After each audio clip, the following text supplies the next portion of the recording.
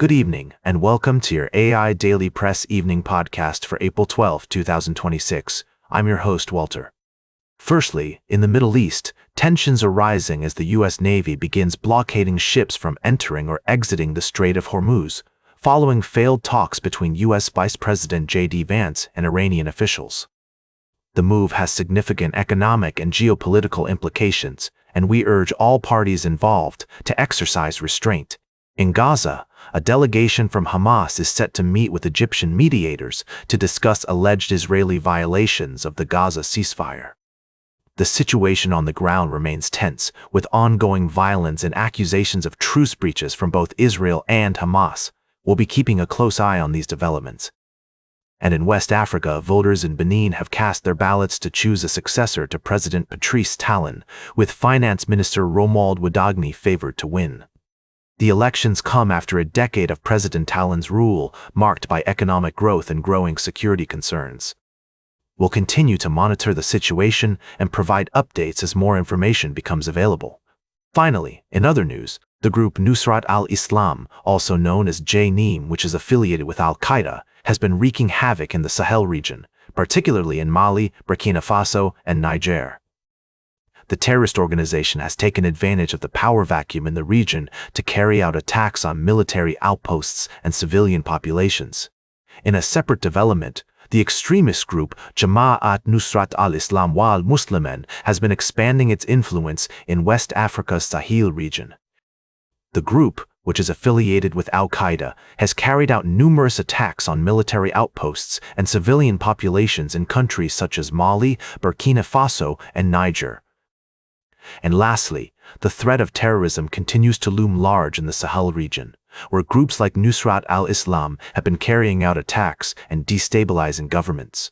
The international community must remain vigilant and work together to combat this growing menace. And that's a wrap.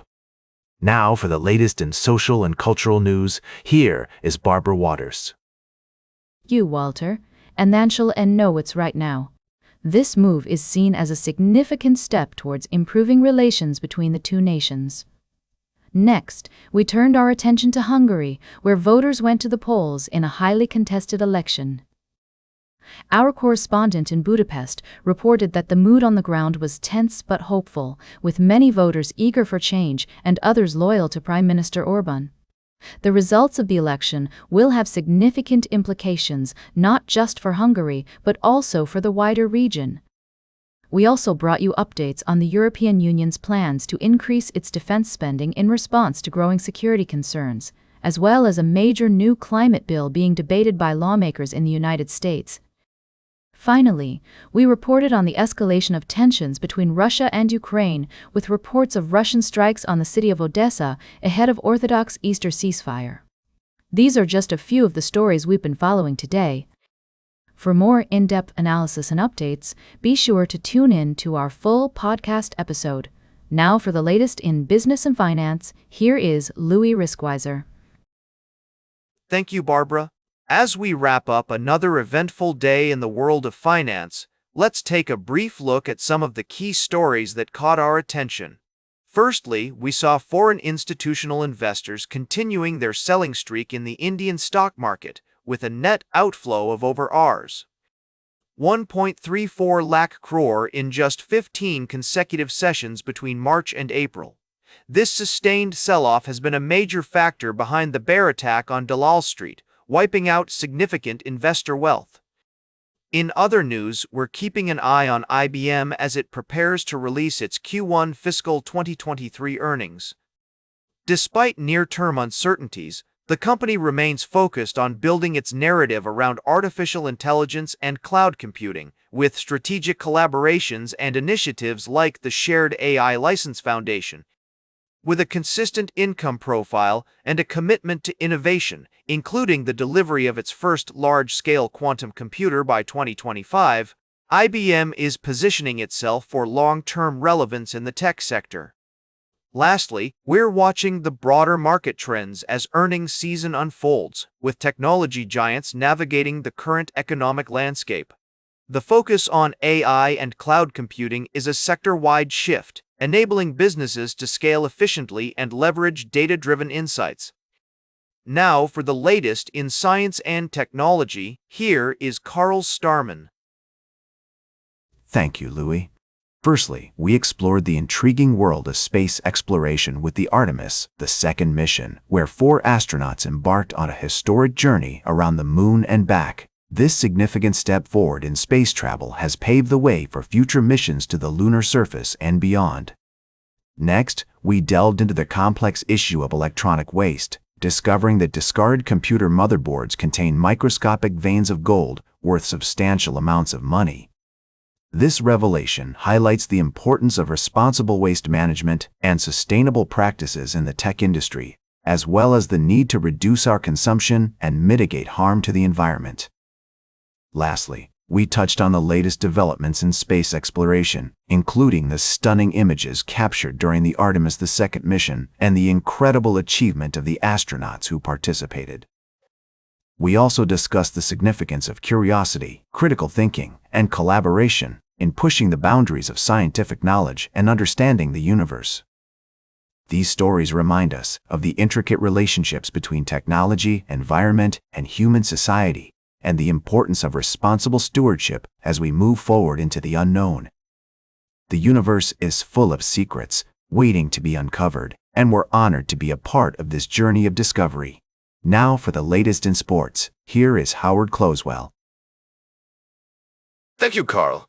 Firstly, we looked at the remarkable story of Thiago Silva, who may be set for a fairy tale return to the Brazilian national team under the guidance of coach Carlo Ancelotti. Despite being 38 years old, Silva's experience and performance levels could make him one of the oldest players to ever feature in a World Cup. In other news, Liverpool captain Virgil van Dijk has issued a rallying cry to his teammates and fans, urging them to give everything as they strive to turn their form around and secure a Champions League spot. With only 7 Premier League matches remaining, every point counts, and the pressure is on for Jurgen Klopp's team to deliver. Lastly, we touched upon the recent performance of Liverpool, which has been facing one of its toughest seasons in recent memory. The team's ability to respond to 2 challenges will undoubtedly be a defining factor in their quest for success. These stories remind us that football is not just about strategy and skill, but also about heart, determination, and perseverance. As we continue to follow these developing stories, we'll keep you updated on any further developments. Now, for the latest in travel and human interest, here is Charles Curl. Thank you, Howard. Firstly, we looked at the situation in South Africa, where the country's leadership is navigating a complex web of political and economic challenges. The recent developments have significant implications for the region and the global community. Secondly, we delved into the world of technology, focusing on an incident involving Sam Altman, the CEO of OpenAI, and a disturbing event that unfolded outside his home and company headquarters in San Francisco. This story highlights the tensions between tech innovation and community concerns, as well as the personal safety of leaders in the industry. Lastly, we shone a light on a disturbing tale of human rights abuses in China, where the government's restrictive population control policies have led to devastating consequences, including a severe gender imbalance, forced abortions, and a vast slave labor empire. We urge the international community to take notice of these developments and advocate for the protection of human rights in China. These stories remind us that the world is complex and interconnected, and it's essential to stay informed about the issues that shape our lives. Now for the latest in fashion and entertainment, here is Joan Streams. Thank you, Charles. First up, I talked about the importance of taking a break from our screens and finding joy in activities that bring us happiness. I introduced you all to the concept of an analog bag, a collection of items that help you slow down and engage with the world around you. Whether it's reading, drawing, or simply spending time in nature, I encouraged everyone to find ways to set themselves up for success in a world dominated by screens. Next, we headed to Coachella, where Justin Bieber made his highly anticipated return to the stage as a headlining act. While some fans were thrilled with the nostalgia-fueled performance, others felt underwhelmed by the lack of new music and reliance on pre-recorded videos. Despite this, Bieber's energy and dedication to his craft were undeniable. Finally, we dove into the world of actress Elle Fanning, who's tackling complex themes in her latest project, a television series that explores the world of sex work and online content creation. With her production company's focus on diverse storytelling, Fanning hopes to contribute to a more nuanced conversation about representation in media. She's also set to star in a forthcoming thriller series with Nicole Kidman, which will delve into the secrets and non-disclosure agreements that bind us.